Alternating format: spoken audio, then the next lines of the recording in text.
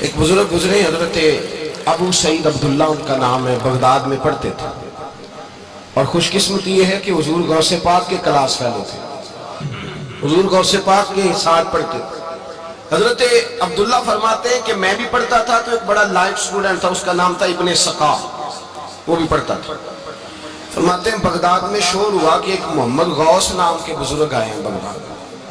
ان کی کرامت یہ ہے کہ وہ 1 منٹ کے لیے موجود ہوتے ہیں اور اگلے منٹ وہ غائب بھی ہو جاتے ہیں۔ فرماتے ہیں شوق پیدا ہوا، میں حضرت غوث اعظم شیخ عبدالقادر جیلانی اور ابن سقا ہم تینوں نکلے بابا جی سے ملنے، اور یہ آج سے 1000 سال پہلے کی روایت ہے۔ کہتے ہیں ہم سبق بھی پڑھا کرتے تھے، یوں کا دیدار بھی کرا کرتے تھے، ہم دیدار بھی کرتے تھے اللہ کے، دونوں کام کرتے۔ فرماتے ہیں ہم دونوں جب تینوں نکلے نا تو ابن سقا رستے میں کہنے لگا بڑا ولی بنا پھرتا ہے معاذ اللہ، ایسا سوال کروں گا اسے جواب ہی کوئی نہیں آئے گا۔ آپ فرماتے ہیں میں نے کہا نہیں جی، میں سوال تو میں بھی کروں گا، سوال تو بولیے، سوال تو میں بھی کروں گا، پر میں دیکھوں گا وہ جواب کیا دیتے ہیں، دیکھوں گا۔ کہتے ہیں ہم دونوں بات کر کے خاموش ہوئے تو حضرت شیخ عبدالقادر کی طرف نظر ڈالی، کہا آپ نہیں سوال کریں گے؟ تو غوث اعظم فرمانے لگے میں سوال نہیں کروں گا، بس رب کے بندے کا دیدار کروں گا، بس اللہ کے بندے کا دیدار کروں گا۔ آپ فرماتے ہیں کہ ہم پہنچے بابا جی کے کمرے میں، گئے تو بابا جی موجود تھے، ہم جا کے بیٹھے تو بابا جی غائب ہو گئے۔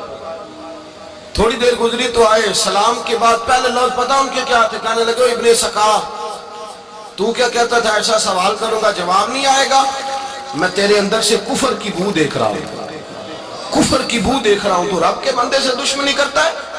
اور فرمانے لگے او ابو عبداللہ تو کہتا تھا کہ میں دیکھوں گا وہ کیا جواب دیتے ہیں۔ فرمایا تو کافر تو نہیں ہوگا پر دنیا دار ضرور ہو جائے گا۔ کہتا پھر بابا جی نے رخ پھیرا غوث پاک کی طرف اور کہنے لگے عبدالقادر تو کہتا تھا میں رب کے بندے کا دیدار کرنے جا رہا ہوں۔ فرمایا جا میں تجھے دعا دیتا ہوں، جب تک تیرا قدم نہیں لگے گا اللہ کسی کو ولایت عطا نہیں کرے گا۔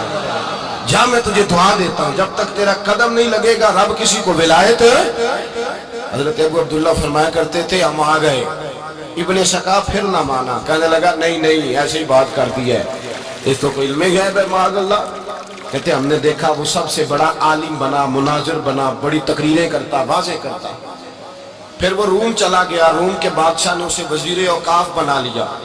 پھر ایک دن روم کے اس عیسائی بادشاہ کی بیٹی اسے پسند آ گئی، کہنے لگا میں نے شادی کرنی ہے۔ کہتے ہیں بادشاہ کہنے لگا کر دوں گا شادی پر تجھے عیسائی ہونا پڑے گا۔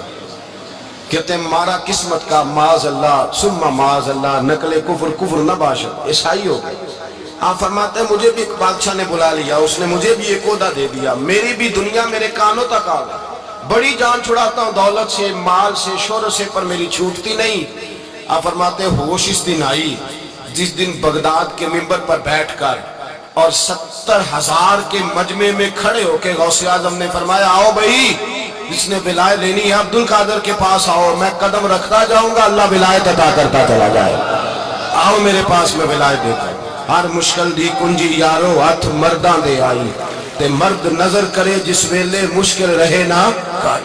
لوگ دشمنی کرتے ہیں، اللہ والوں سے اللہ ملتا ہے، اللہ کے بندوں سے معرفت کا حسن ملتا ہے، اللہ کے بندے بیعت اپنی کرتے ہیں، جھکاتے اللہ کی بات۔ اللہ تبارک و تعالیٰ کے بندوں کے پاس بیٹھنے سے رسول اللہ کا پیار ملتا ہے، اللہ کے بندوں کی صحبت حضور کے دروازے تک لے جاتی ہے، رب کریم کے بندوں کی صحبت عاجزی سکھاتی ہے، اللہ کے بندوں کے پاس بیٹھنے والے اللہ اللہ کرنے لگتے ہیں۔